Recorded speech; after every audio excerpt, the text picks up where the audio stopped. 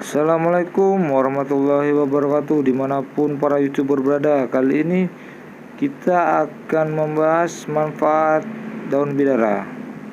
Oke, ini ada pohon bidara yang sudah saya tanam dari mulai kecil dalam polybag yang saya beli harganya 50-an, sekarang sudah besar, sudah pernah berbuah guys. Oke, ini penampakan dari pohon bidara. Sudah rimbun ya, sudah besar. Ini sudah ada juga yang dipotongi daunnya karena sudah menjalar kemana-mana ya. Nah ini ada yang juga disetek batangnya. Jadi bagi yang berminat boleh dicoba di rumah.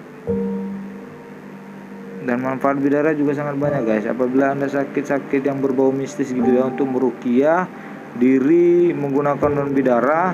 Nah ini medianya adalah daun bidara dengan 7 lembar ataupun 13 lembar, lalu di blender atau ditumbuk, ditaruh air, lalu dibacakan surah-surah Al-Quran, lalu diminum.